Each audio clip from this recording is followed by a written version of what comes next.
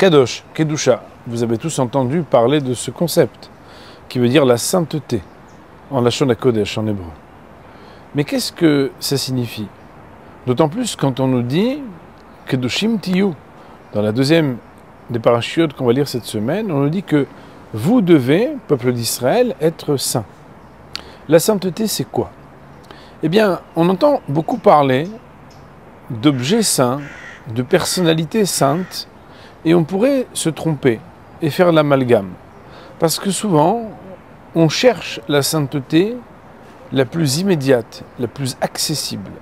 On veut rentrer dans des cercles d'études, dans des conférences, dans des réflexions, des fois même dans des méthodes thérapeutiques où on voudrait tout de suite rentrer avec des énergies qui transcendent la mystique, le fait de toucher à des choses très très hautes. On se fait une image d'ailleurs qu'on aurait du mal à représenter autrement qu'en faisant des gestes, parce que la sainteté, elle peut représenter pour certaines personnes une manière abstraite de dire quelque chose de grand, impalpable et incompréhensible.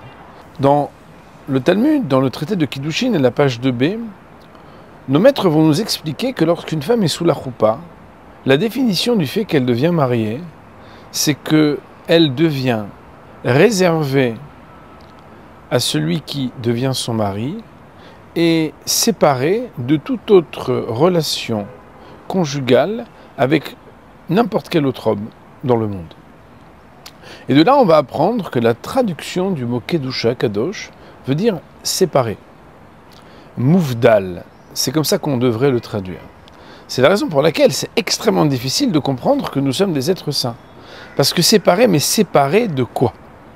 Eh bien, le Ramchal, Rav Moshe Chaim Luzzatto, dans son livre exceptionnel, le Mesilat Yesharim, dont d'ailleurs je vous invite à suivre notre leçon hebdomadaire en direct, même par Zoom, et aussi sur notre site, cours qui est donné tous les mercredis matins, on peut apprendre qu'il y a des étapes d'ascension par lesquelles on trouve que la Kedusha est tout au bout de cette ascension. Elle ne peut pas être au début. Par exemple, on va d'abord parler de Tzadik, ensuite de Hassid, et seulement à la fin de Kadosh.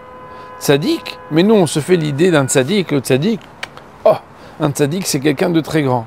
C'est vrai, mais la définition que le Rav Luzzatto donne, c'est que Tzadik c'est quelqu'un qui fait les choses de manière juste. La vraie traduction du Tzadik, c'est pas quelqu'un qui est exceptionnel, si ce n'est qu'il est exceptionnel de faire les choses qu'il doit faire. Ça veut dire que honorer ses obligations, c'est être un Tzadik. Faire ce qui est écrit dans le Shulchan Aruch, respecter le Shabbat convenablement, manger kasher, respecter les lois de pureté familiale, faire attention à ne pas commettre de dommages envers son prochain, etc. Tout ce qui est écrit dans le livre de loi du Shulchan Aruch, ça s'appelle être Tzadik. Tzadik a pour racine tzedek, qui veut dire la justice, la justesse, c'est lorsqu'on fait les choses de manière juste. Mais juste, ça veut dire juste ce qu'il faut et pas plus. Le niveau suivant, c'est le Hassid. Hassid, c'est quand quelqu'un voudrait faire un peu mieux.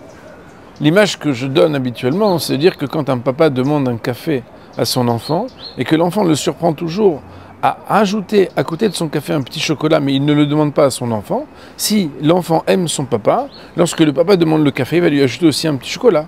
Parce que même s'il ne l'a pas demandé, il sait que c'est ce qu'il aurait souhaité.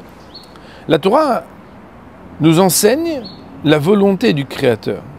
Et il y a la stricte loi de ce qui est indispensable, et il y a aussi l'esprit de la loi, c'est-à-dire la manière avec laquelle, par exemple, dans le Shulchan Aruch, à plusieurs reprises, on va trouver de dire « Va medakdekim, va rotsel ahmir », ceux qui veulent faire un peu mieux, ceux qui veulent faire un peu plus.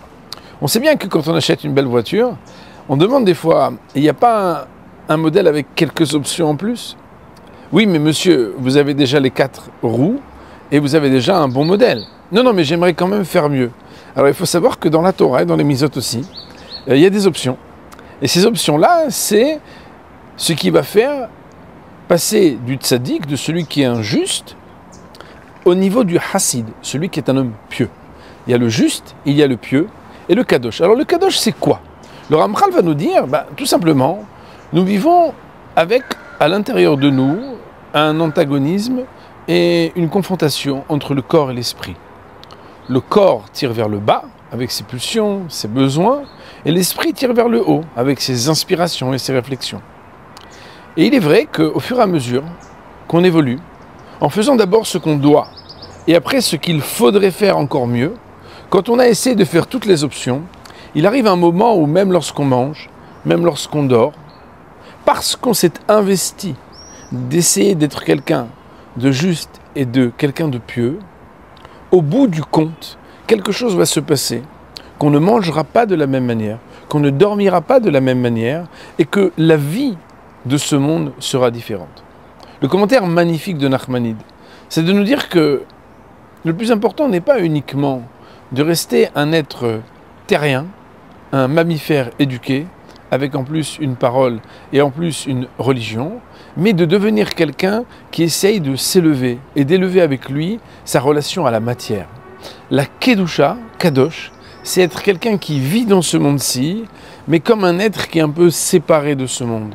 Parce que sans devenir un ascète, parce que la Torah ne demande pas de devenir un ascète, elle nous propose d'avoir une relation au monde qui, dans l'équilibre de la justesse et dans la piété d'essayer de faire toujours plus, à un moment, on n'arrive pas seulement à faire bien, à faire plus, mais à faire mieux.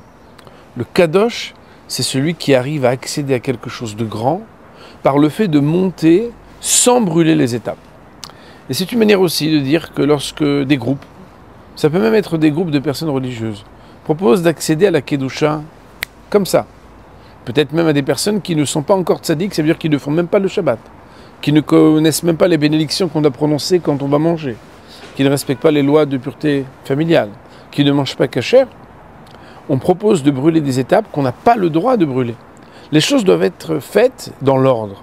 L'ordre, c'est d'abord de faire ce qu'on doit, ensuite de faire ce qu'il est encore plus, et finalement d'arriver à la Kedusha, de se transformer soi-même, comme le dit le Ramchal, et transformer aussi le monde dans lequel on vit, pour atteindre quelque chose qui nous sépare un peu de cette vie extrêmement matérielle, et d'accéder à quelque chose qui fait de notre vie une existence spirituelle. Shabbat Shalom.